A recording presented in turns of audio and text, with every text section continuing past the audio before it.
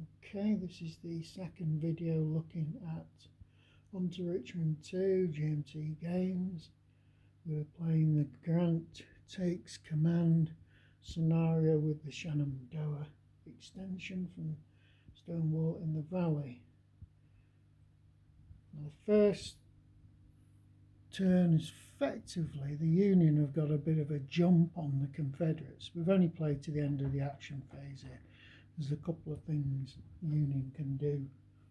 They can actually put some bridges across these rivers in the wilderness.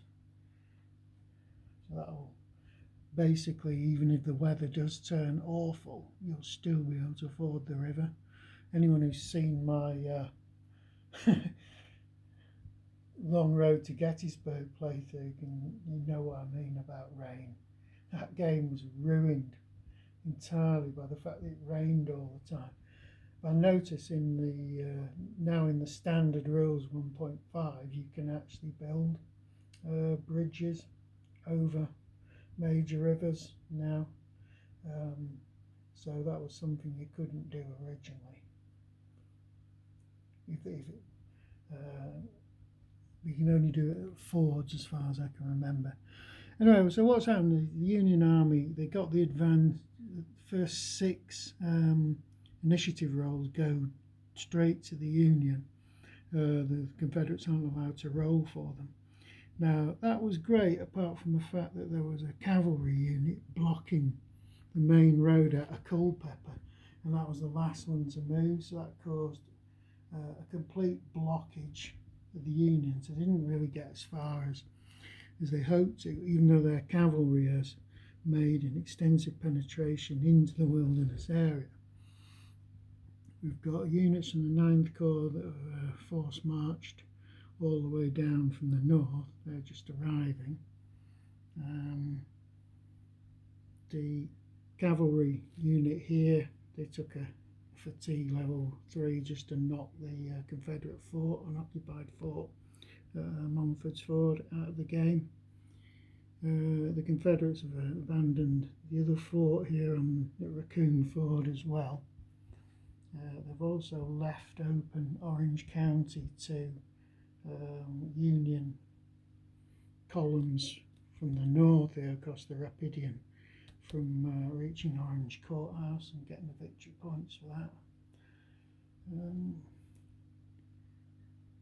Other things, the main Union army is sort of strung out on its way through the wilderness to try and get the jump on the Confederates. Now, Confederates got themselves in a bit of a mess. Luckily, they were able to use strategic movement. So you've got units like Johnson here, which came from the forts down south. You've got Longstreet's unit, which also force marched into this area, and you actually got Lee and Anderson. Did they?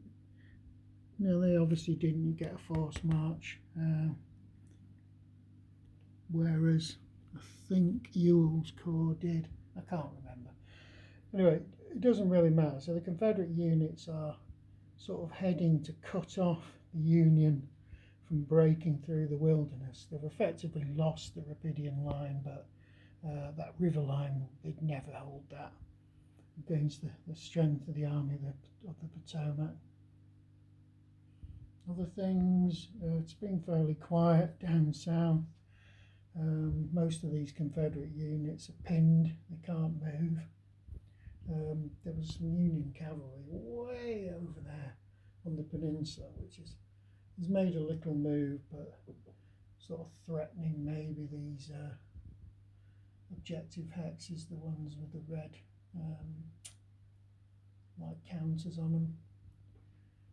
Other stuff in the Shenandoah Valley, the Confederates taking control of Newmarket, which blocks off one of the strategic boxes on the off-map movement, so the Union can't just pile into there. There's some Union cavalry up north at Strasburg that's moved down south to sort of counter the Confederate cavalry in the valley, but there's very little else going on there. So all in all, the Confederates got themselves in a wee bit of a mess, but hopefully they're going to be in a position to block off the Union main army,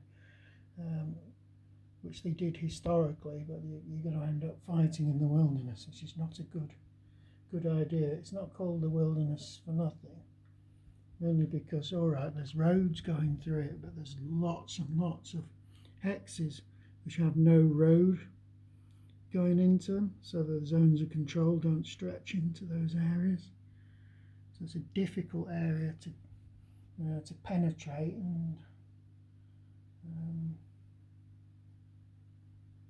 the Confederacy are going to have to use that terrain to make up with their inferior strength.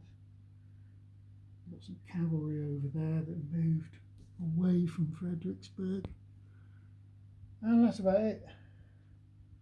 So pretty sort of standard opening move, I think, for this campaign. Confederates have been flat-footed, but they're trying desperately to get their army back and into a blocking position.